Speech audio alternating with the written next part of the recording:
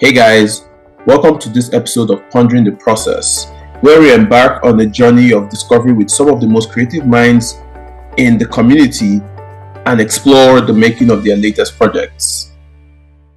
On today's episode, we're talking with artist Micole Arias on her highly symbolic work titled Friend or Foe. Stay tuned for an interesting discussion on what brought this piece to life. Hello, Micole. How are you doing?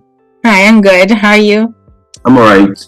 So I just wanted to say thank you so much for taking the time to be here. No problem. Yeah. I really appreciate the fact that you looked into your busy schedule and deemed us worthy of your time. I appreciate it so much. Yeah, no problem. I enjoy talking to people about my art, so this is fun.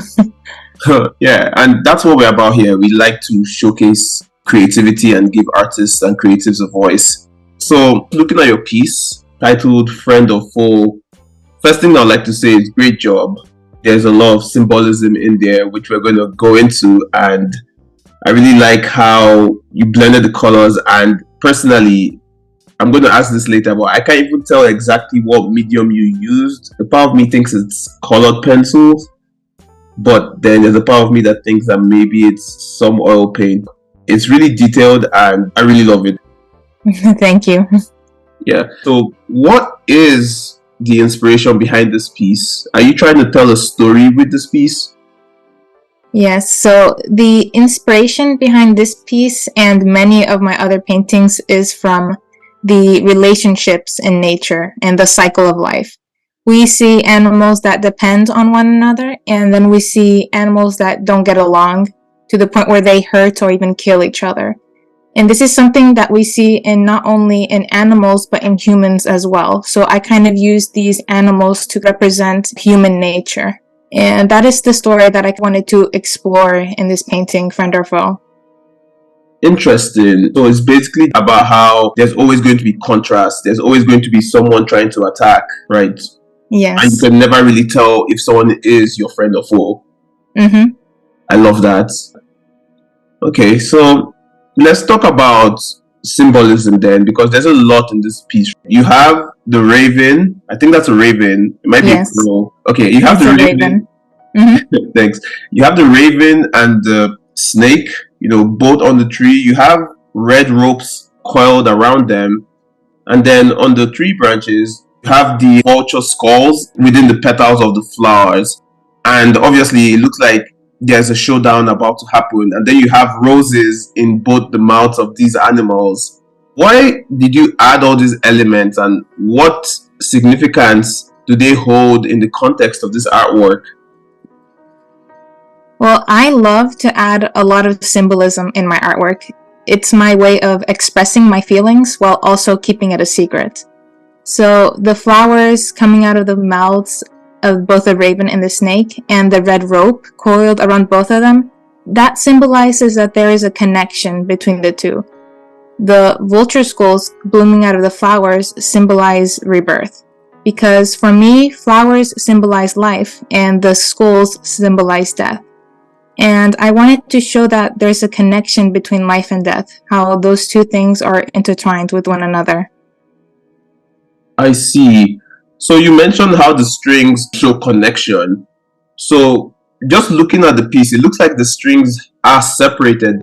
So is there a deeper meaning to the fact that you didn't actually show them fully connected?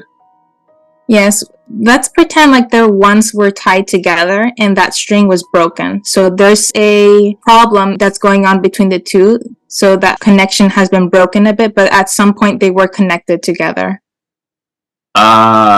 I see. That makes sense.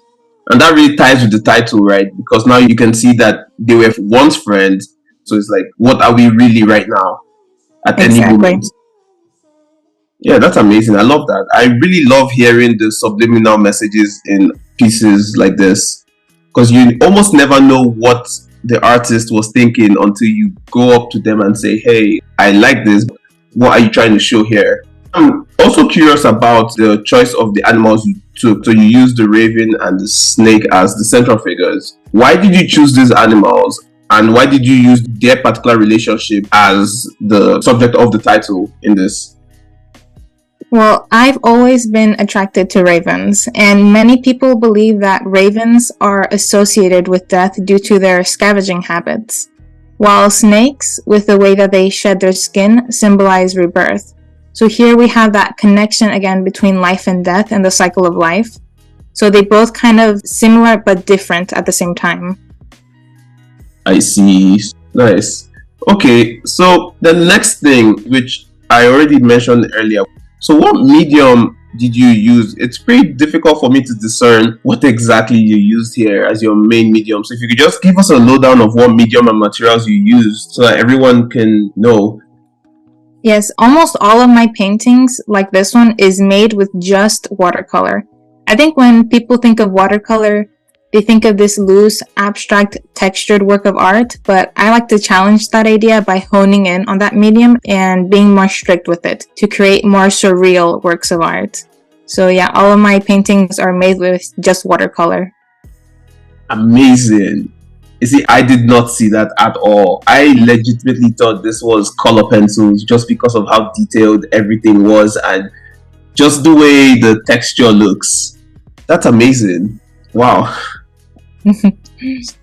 Looking at it right now, and I'm still struggling to see that is watercolor, and that's just a testament to your skill.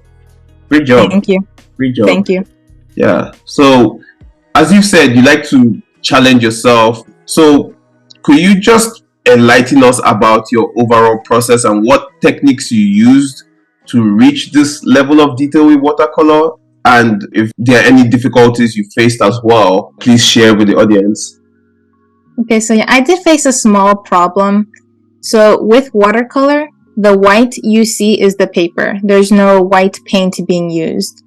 The whole point of watercolor is that it's a transparent medium that you layer to achieve that darkness and richness in color. So there's no need for white paint if you don't want to use it. But because of this, you have to be very careful where you place your paint because you can't erase watercolor. So if you make a mistake where you painted something red where they're supposed to be white, you'll likely have to restart again. A way of combating this is by taping the areas you want to keep white so the paint can't reach the paper, which is what I did. I covered the main subjects, the bird, the snake, the branch, with tape and masking fluid. So I was able to paint the background without worrying about painting over the bird and the snake. So for the background, I did a wet on wet technique where I first painted a layer of water over the paper. Then I go in with my paint to create this smooth and blended wash of color. Once that is dry, I peeled back the tape, and I did find that the paint did manage to bleed through the tape a little bit, but it was very small and it was in areas I was going to paint over anyway with a dark color, so it wasn't too big of a deal. And for the rest of the artwork, I painted in a wet on dry technique where I painted with wet paint on top of dry paper. This technique is better for details such as the feathers, the scales, the texture of the branch, because the details stay in place and it doesn't dilute with the water. So the details stay more sharp and it's easier to see. I see. That's amazing. So then just a question, because you said that some of the watercolor bled through and you were going to paint on it with dark color anyways. What if you were not going to use dark colors? Was there a way back from that? There is a way with watercolor if you have really good paper that you can add water over it and it will kind of dilute the paint and you can pick it up with a paper towel. So it will pick up the paint a little bit, but the watercolor is always going to leave a stain. So if that area is supposed to be completely white, maybe you can come up with an idea to work with it or you can just start over. I see. So assuming you have 90% of the piece done and you're pretty happy with it, you probably don't want to start over, right? So that's where some extra creativity and imagination comes through. Yes, exactly. Interesting. See, I personally never used watercolor, so that's an interesting thing to know. And I'm pretty sure everyone that's watching this, especially those people who are just starting out in their art journey, you've given them very solid advice. It's always nice to hear from the masters. So thank you for that. No problem. Yeah, okay. So the next thing I'd like to talk about is the significance of the colors used in your artwork.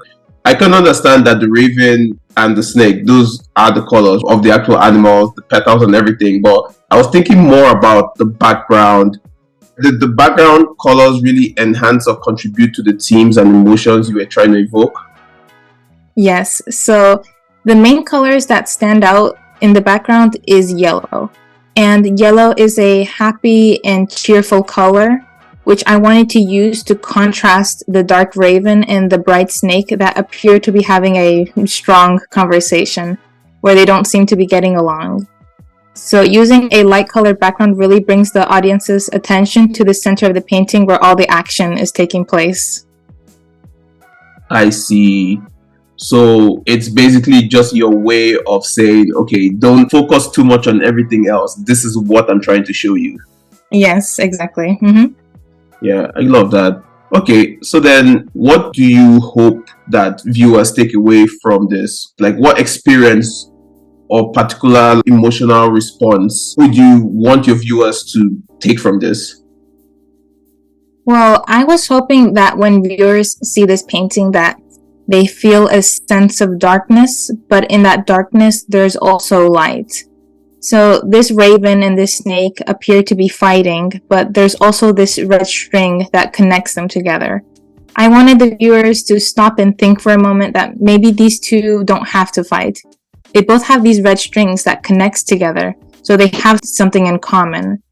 Maybe this raven and snake can be friends again, or at least exist in the same world without having to fight or hurt each other on this planet where there's always this constant cycle of life and death. There's always bad things happening on this planet. So I wanted the audience to think, maybe we can all get along together. I see. And do you think, or well, not think because you created the painting, but the rose in their mouth, right? Does that symbolize the chance of friendship, maybe? Yes, the roses, they can symbolize many things, but that there's like this beauty in both of them. That something can blossom between the two of together. They can both connect again together. I see. Makes sense.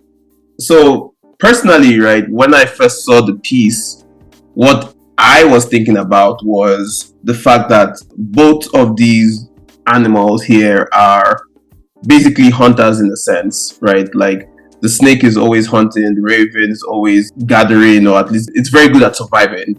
And the way I thought about it was because the vulture skulls are blooming from the flower, right?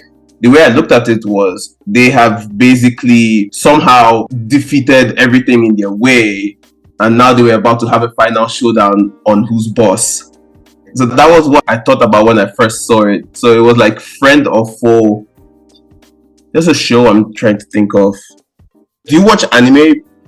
I have watched some of them, but I've seen a few shows. Okay, so there's a show called Record of Ragnarok, right? Where you basically have gods fighting, and then there was this scene with two gods where they were friends, and then their aim was to get to the top.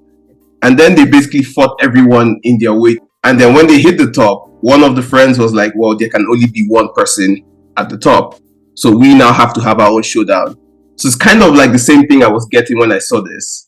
It's like they have basically fought their way to the top, with the snake doing his thing from the ground, the raven doing his thing in the air, and then they got to a common point, and now they're about to have their final showdown.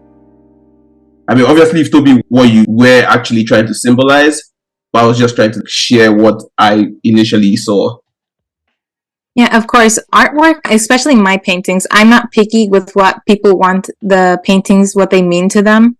Art is subjective and relative to everybody. So anybody can look at a painting and think something of it. Just because you think something different, it doesn't mean that I'm right and you're wrong. So of course, everybody's allowed to have their own interpretation of my paintings.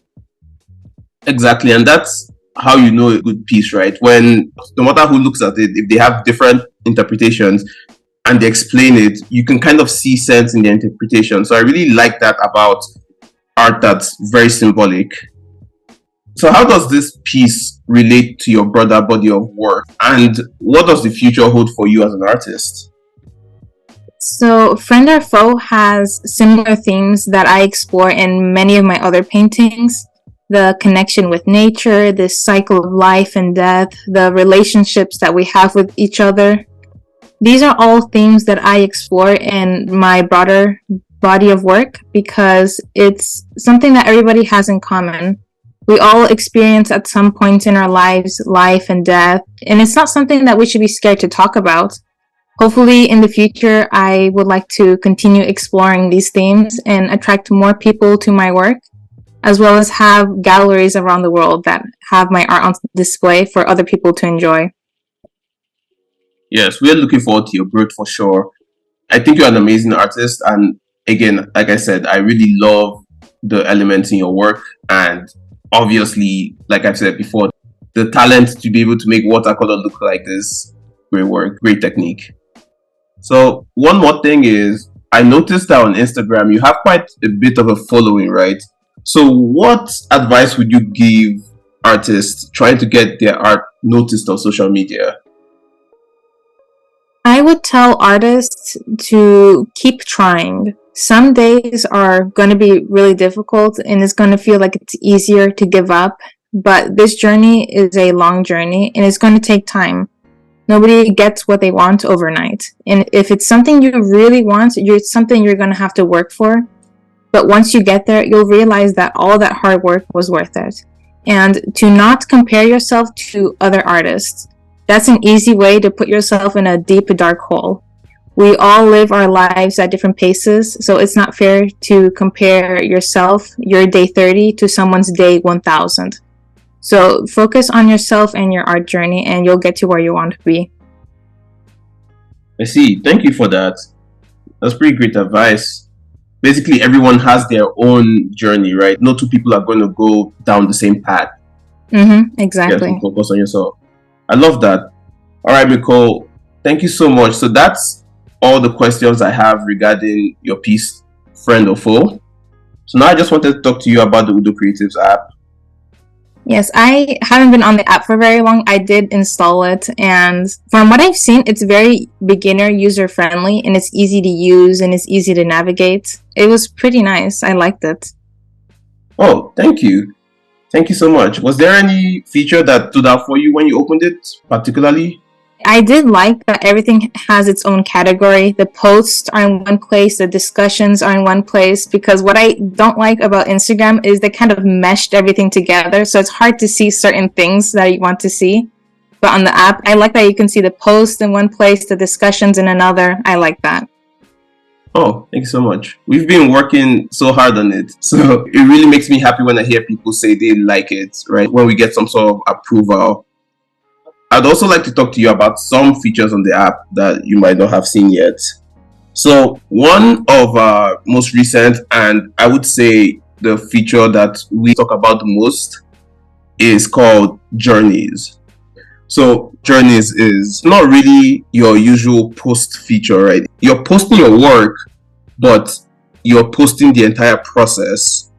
So for example, let's say you have this piece, Friend or Foe, right? And let's just assume you haven't started it yet, but you kind of know what's on your mind.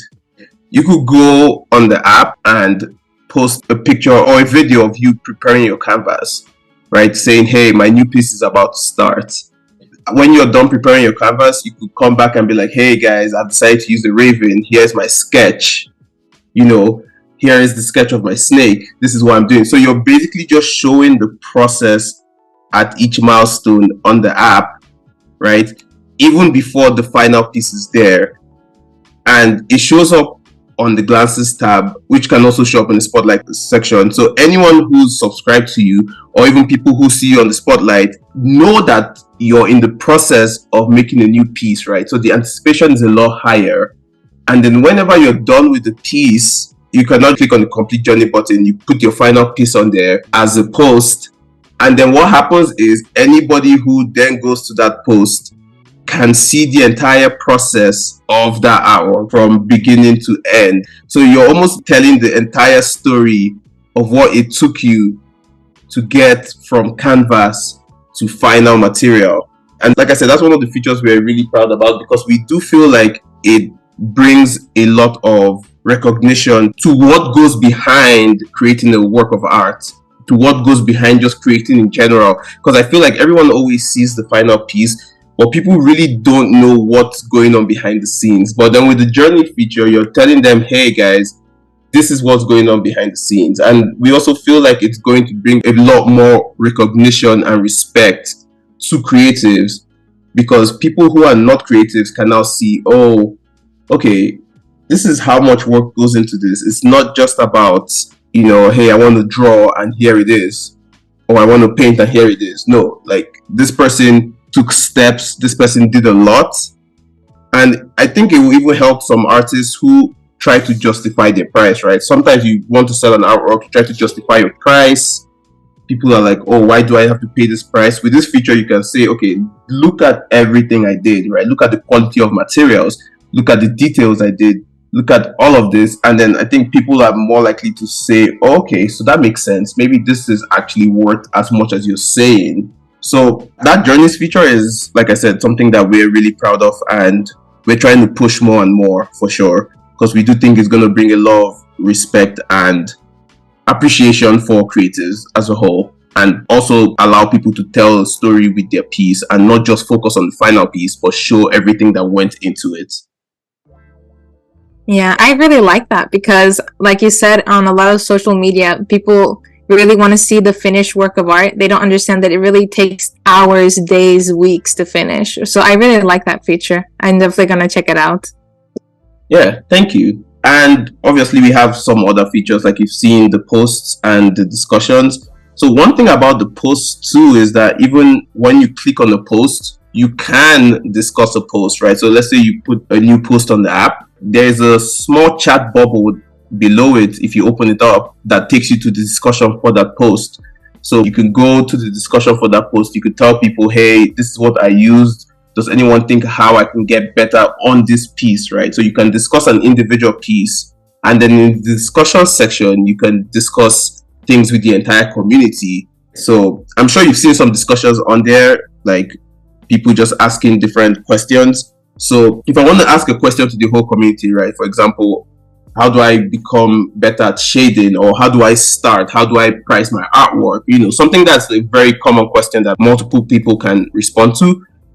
You could just put it on the discussion section. But then if you want to ask something very detailed about the piece, for example, let's say you put a piece with a lot of water in there and it's really hyper realistic. Someone can come and say, hey, okay, on this particular piece, how did you achieve this level of detail with the water? And then we also have the glances, which basically the glances itself is a 7-day story, because one of our aims is that we don't want to pressure people to post, right? We believe that as a creative, your number one should be focusing on creating and not having to become an influencer just to be seen. I feel like what happens on a lot of other social media is you basically have to keep up with all the sounds, all the videos. You have to keep posting just to be seen. And sometimes that does take away from your time to create. So we're saying, okay, there's no pressure. Glances is a 7-day story feature. So if you post it here, even if you don't want to post for the next week, that's fine. Everyone who's following you or subscribed to you, or even if it shows up in the spotlight page, will see it for the next 7 days. We have someone on there that what he does is he posts, this is what I did in the past week, right? Which is pretty great. I love that. And I've been mentioning the spotlight section. I've been saying that word a lot. But what the spotlight section is basically supposed to be a very, very big inspirational tool. So the way we have it is, what happens is when you open the app and the spotlight section comes up, you have different posts and discussions and glances from random people. And we're not trying to make it algorithm based. It's really not algorithm based. It's very randomized, because we feel like everyone who's on this app is a creative or is into creativity of some sort, or is trying to start their journey, and they're always looking to grow and be inspired. So what we're doing is that we show multiple styles. So you can even see something and be like, oh, I never thought to paint like this. Let me try it out, right? So it's supposed to be a big inspirational tool where it shows the work of multiple people and you can get inspired. You can see people you like to collaborate with. You can get seen by museums, galleries, people interested in art. or creativity, and it's basically our biggest showcase feature, right? And it doesn't matter how many followers or subscribers you have on the platform, everyone has an equal chance of being seen. We like to push that as a thing because we don't want a case where if you only have 5 subscribers and then someone else has 5,000, then we're always showing that person's work. Because then what happens is you almost, and I think it happens on a lot of social media too right now, right? Like you almost never go out of that small bubble that you're in. But then people with a lot more followers, they have like this sort of avalanche effect where they're just getting more and more followers because the algorithm keeps pushing them more. But then you who's just starting out, it's very difficult because then the algorithm is not pushing you as much. But we said, okay, we're not doing that.